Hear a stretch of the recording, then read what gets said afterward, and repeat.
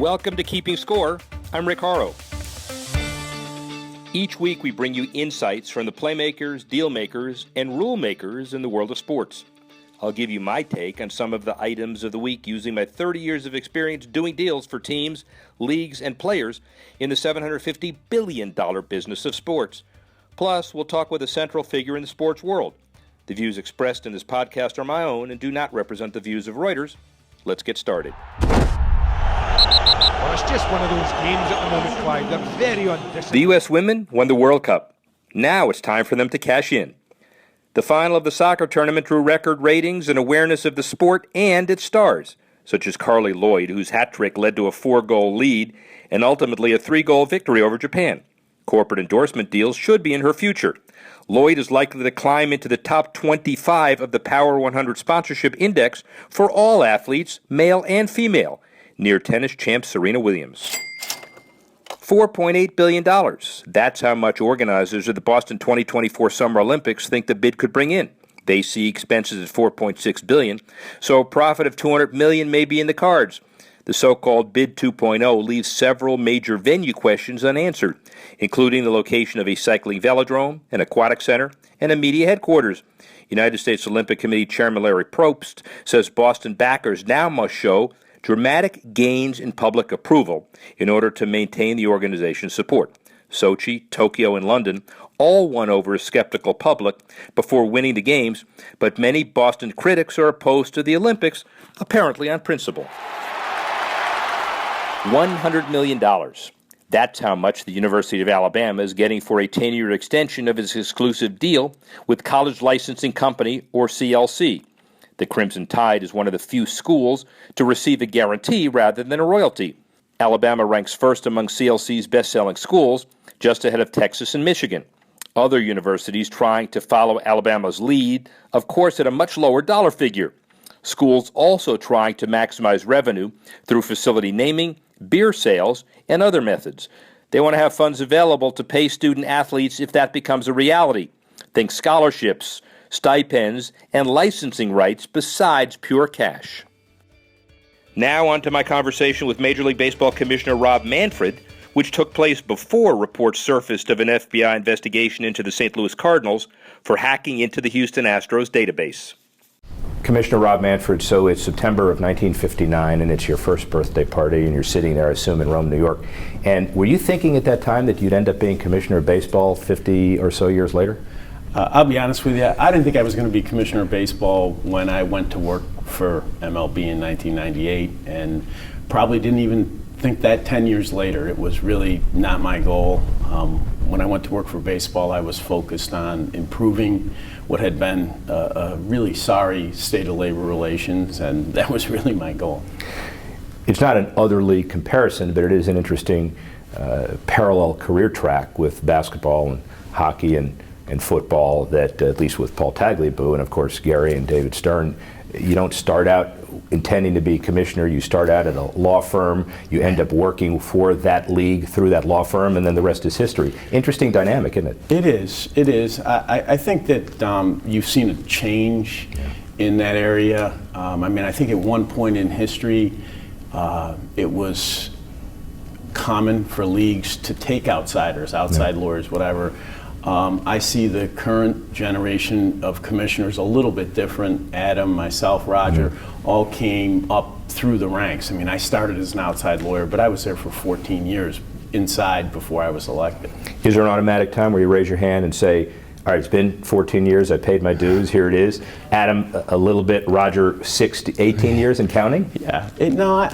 Look, it happens organically, right? People start to talk about it in the business, people start to write about it, and that's really how you become a candidate. You are, at this point, one of the valuable perceptions is not a whole lot of people know you, and I don't mean that as a negative, but there's certainly advantages not to be the lightning rod. Mm-hmm. Give us an idea of what you do day to day, the important stuff you do day to day. Well, I'm a routine person in terms of my daily activities. I try to begin the day with some exercise. I'm pretty religious about that. During the season I get to the office, the first thing I do is review the replays from the night before. I think our replay system is a fantastic piece of technology, and it is actually fun to look at the videos and decide whether I could have gotten it right with or without super slow motion.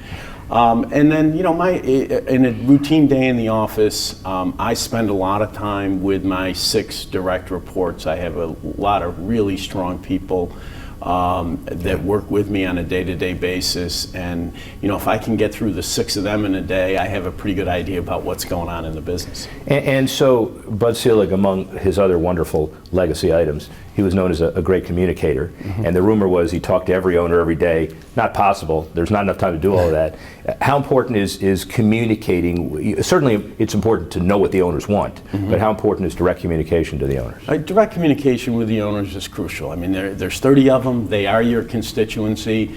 I keep a little tracking sheet so that if somebody goes a while and I haven't spoken to them in the ordinary course, just routine business, I do try to reach out and make sure that I've been in touch with each of the 30 in relatively short periods of time. Once a day, I think, was an exaggeration with Bud and probably not possible for me in terms of work schedule. We do try to communicate different ways. We have taken to a monthly update for our owners, directed specifically to them as to what we're doing in the office, what's going on, what we think's happening in the industry. And I do use email and more modern forms of communication that Bud was not enamored of. What do you think your legal and business role is relative to the labor union?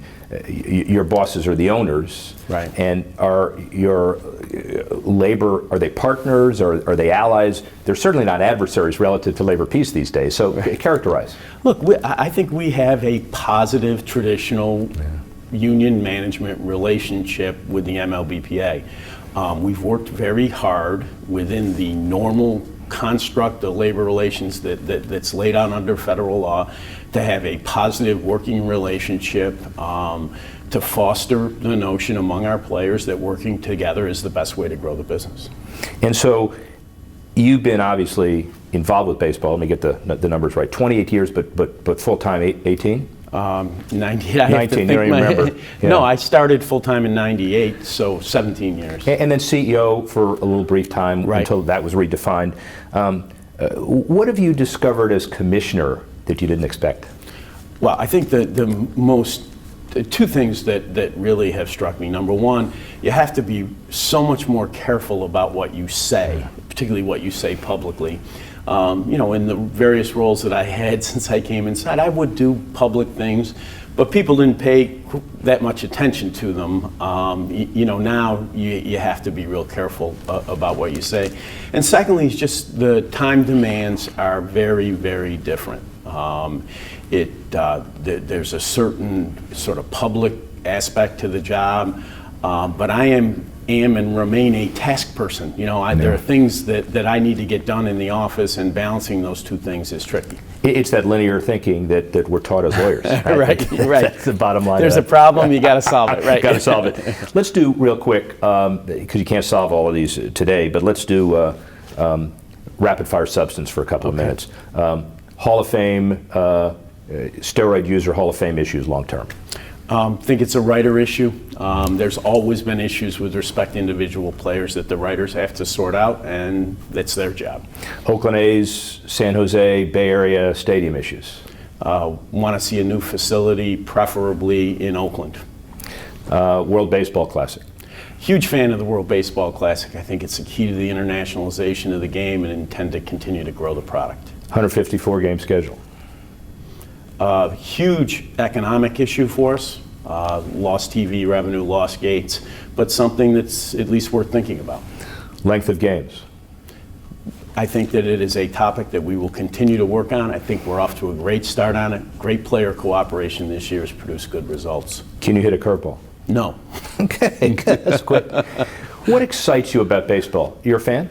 I'm a huge fan. I'll tell you, the first experience that I had walking into a ballpark was walking up into the bowl and seeing the actual field at Yankee Stadium. How old were you? I was 10 at the time. It was 1968. And I will tell you, every time I go into the ballpark, that same experience hits me over again. I try to watch as many games as I can, and I'm a huge fan of our own MLB network because it really does keep you up to date on what's going on in the game. The competition of commissionership, Tom Werner, that's over. But the fact that you were a lifelong fan of the Evil Empire, do you get along with the Red Sox folks? I will tell you, the great thing about our election process, I think, was it was open. People had their say. There were a variety of candidates. But since the election's been over, I really have the feeling that all 30 owners have been completely supportive. So you have a choice of the things that you're most proud of, not you personally that you've done, but of baseball, that average franchise values are now $1.2 billion, the longest labor peace of any league. You personally were involved in that first drug testing agreement in 2002. Collective value of teams is over $36 billion, according to Forbes. May or may not be right. Or that the Yankees are worth $2.5 billion. I think the thing that the industry has to be most proud of is the sustained period of labor peace. And I think the reason they should be proud of it, it has driven all of the other issues that you raised, number one. And number two, it was something that was extraordinarily difficult to accomplish given our history. So if you were commissioner for a day and could wave a magic, oh, you are. What's the one thing you want to change? What's your top priority right now? Can I tell you something? I think that it is really important to continue to modernize our game. And I think that's it's easy to say, but in baseball it's a difficult thing because you always have to change the game while being respectful of the history and traditions of the game. So finding that appropriate balance it is very difficult, but I do think it's important that our game continue to evolve with our society. Does that also mean the appeal to the younger demographics? When we were in school, we remember slipping the little earphone in and remember the old Yankee dynasties of the 60s, and you'll remember that. And you stepped out in the afternoon to skip school to watch a World Series game. Now you can't do that. Well, look, I do think appealing to young people is crucial for us, but I also think that baseball is misrepresented in this regard. I think people look at Nielsen ratings and demographics and broadcasts, and they forget things like 5.7 million people a day open at bat, engage with our game on a daily basis, and the average age of those people is 30 years old. So I think measuring demographics by broadcast data is passé, and you have to look more completely at what's going on in the media environment. Well, let's talk about TV for a second. We're here at Synopsis Media Conference. What does TV look like 10 years from now? Is it an extension of your mobile device? Is it the laptop? Do people look at that thing on the wall and say, what was that? I don't think that the traditional cable delivery system is going to go away. I'm a believer that the cable model will survive. It may shrink a little bit, and you're going to see more consumer choice as a result of improvements in technology that are distinct from that cable model. When you're at the All-Star game in Cincinnati this year and you're in the front row, will you make sure that your folks around you don't have the cameras focusing on you in the 14th inning when people run out of pitchers? You learn, right? You do learn from everything that goes on. I think that we will produce a show on the field in Cincinnati that will keep the cameras focused on the field. As you have a chance to craft your image as you do your day-to-day job for people that don't know you and are the newest rookie commissioner on the block, what is the most important thing you want baseball fans to know about you? What I think, I want fans to come to understand that we're open to discussing change in the game. We're prepared to consider new ideas, and we're also prepared to admit that some of the ideas we may have out there don't turn out to be right. So January 25 this year was your D-Day. Right. It was nice. It was a Sunday. Kind of hard to know what to do on that Sunday. Yeah, but the media found you anyway. Right. So the 5th year anniversary of your commissionership, so 2020, what will you have done? I hope that we will have reclaimed the next generation for baseball. I think the most important challenge for us is to make sure that we pass on to the next generation of fans baseball the way that our parents passed it on to us. Try to hit that curveball. It's going to help you. I will. Thanks for listening to this edition of Keeping Score. I'm Rick Horrow. The producer of the show is Alex Cohen. Audio producer Adam Wiesen. Technical assistance provided by Jamie Weber, Tanner Simpkins, and Carlos Swadek. The executive editor of Reuters Digital, Dan Colarusso.